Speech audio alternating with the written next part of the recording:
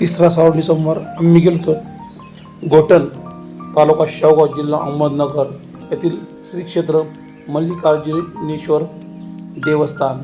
तर पहा जत्राच भरली होती. इथं सर्व खेळण्याचे स्टॉल, फ्रूट्स, हे पहा याची मेन कमान आहे आणि खूप असं प्राचीन असं मंदिर आहे. जवळपास पांडवकालीन हे मंदिर उभारलेलं आहे आणि या मंदिराभोवती चारही बाजू इतर बंदी आहे. हे पहा आतनं जाण्यासाठी रस्ता आहे आणि साईडला स्टॉल लागलेले आहेत.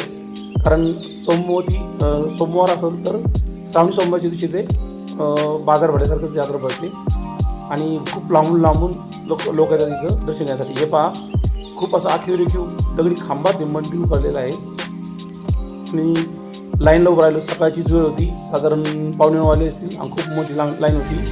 तर लाईनमध्ये आमचा जवळपास 1.5 तास गेला.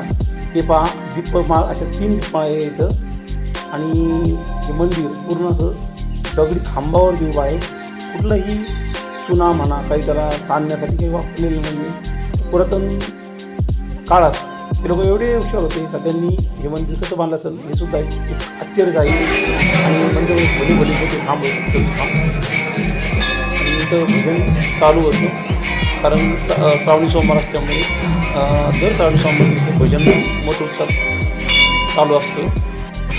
मंदिरात दगडी खांब आहेत, नक्षी खोललेल्या आहेत त्याच्यावरती आणि खूप अक्युरेटिव्ह त्या काळात काम झालेलं आहे. पूर्ण खांबावर नक्षी काम करून ते खांब त्याच्यावरती ते मंदिर उभारलेलं आहे. बघू शकतो तुम्ही. आणि ते पाहायचं मूर्त्या पण आहेत देवांच्या. इथं गणपतीची मूर्ती आहे पुरातन काळातली आणि छोटंसं मंदिर पण केलेलं आहे दगडामध्येच त्याला. सुंदर असं म्हणजे छान वर्क केलेलं आहे दगडावरती त्या काळामध्ये. आणि हा मेन दरवाजा आतमध्ये एंट्री करण्याचा आणि त्याच्या आतचा खोल असं म्हणजे नक्कीच 10-15 पायऱ्या उठून खाली महादेवची पिंड आहे. ती खूप पुरातन काळाची पिंड आहे आणि आमचं संदर्शन झालं. तुम्हीसुद्धा भेट द्या गोटन.